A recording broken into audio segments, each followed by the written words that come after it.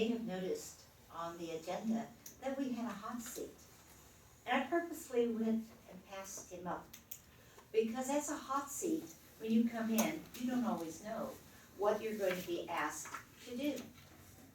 And today, I was very fortunate, very blessed to have a seasoned Toastmaster as our hot seat, because it's only the seasoned Toastmasters that we call on to give us an impromptu speech at the spur of a moment. Mr. Jack Kantola. Our next speaker, he's been a fan of Stephen Covey, 7 Habits of Highly Successful People, since it was first published. In his book, Covey implores us to begin with the end in mind. Today, Jack will tell us about another way this approach is important for all of us. Speaking for 5 to 7 minutes, the title of his talk is Begin with the End in Mind. Please help me welcome Mr. Jack Kantola.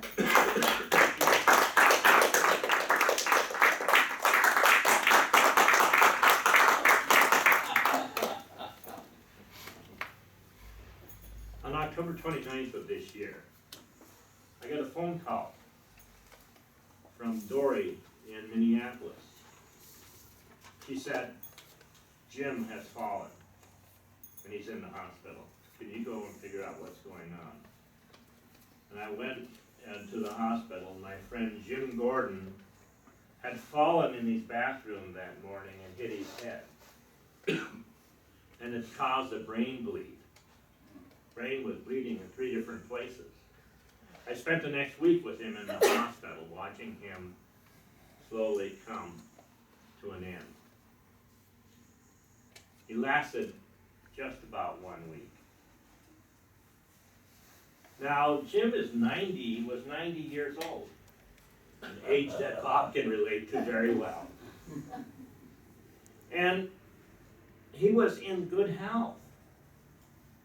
We had breakfast every Friday morning. We would go to Delia's for lunch. We'd go to church together on Sundays, and then after church we did our third service at Baker's on Haruka and Grand Avenue. And he was leading a very, very happy and contented life until that one morning. Now, you wouldn't think, well, that's going to happen to any of us, but in this situation, Jim's wife Shirley has dementia.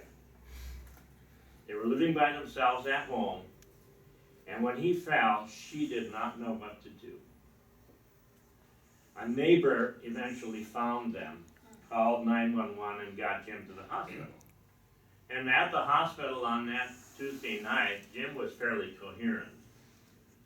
But as the days went on, he slowly faded away. Now, a couple of things associated with this. One was no relatives in town. Jim married Shirley when he was about 40 years old. Shirley had 3 boys, 2 of which have passed. And so he was the stepfather of the boys, but never formally adopted them. So the issue was, going into the hospital, what kind of treatment can we do? Where is the health care directive? Shirley's son, Mark, lived in Minneapolis. And he made quickly as he could, made arrangements to come out here. I was able to determine who Jim's lawyer was, who his attorney was, before Jim had faded to the point where he couldn't communicate. I called the attorney and he said he had a healthcare directive, and that appointed Shirley's youngest son, John, as the executor. John passed away about 4 years ago. So I was in the hospital trying to deal with this situation and not being able to make any decisions. And having the typical kind of thing of saying, the nurse telling the doctor, oh, he's just a friend. So you got to limit what you tell him. To their credit, they told me much more than they probably should have. The other thing was that there were no we had no idea what Jim wanted for his funeral. And so you have a situation where Jim's relatives, the closest relatives, were in the high desert. They had a perception in terms of what Jim wanted for his funeral. Shirley and his family, the family that grew up, had a perception for what he wanted in his funeral, and those perceptions didn't match. And what does that cause? A little bit of family strife.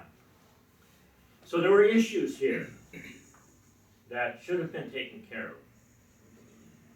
Jim came to that big end, E-N-D, in capital letters that we're all going to come to, unprepared. Now you say, okay, he was 90 years old. Yeah, sure, he should have had things in mind when he was 90 years old. When you get to that point, I don't know whether you do or not, but when we get to that point, we should have things ordered in order and taken care of. But it's not just at 90 that things can happen.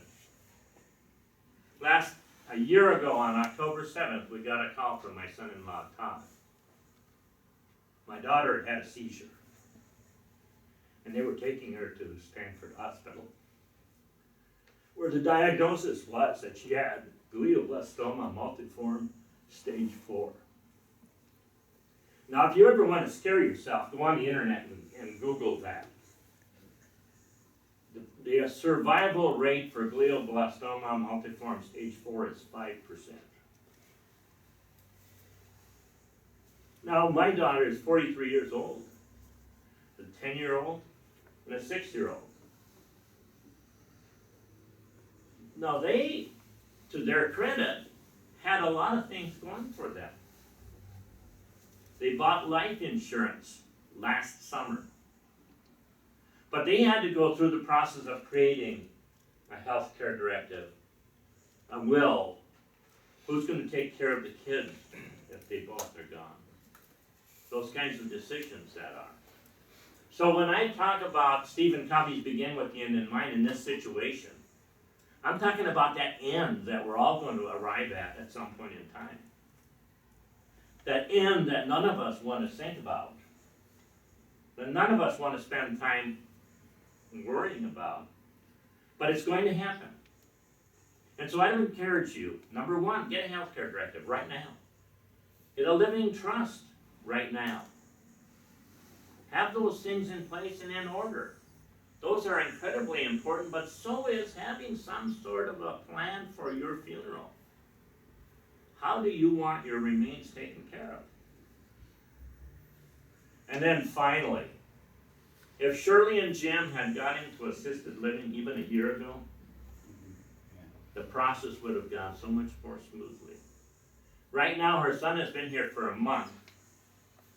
They have live-in assistants coming in during the day right now, and Shirley is absolutely and totally ticked off. She is being so difficult to deal with her dementia. And to make that transition to a new location is going to be incredibly difficult. So listen to what Stephen Covey said. We all need to begin with that end in mind, to keep the worry from our survivors and our relatives. And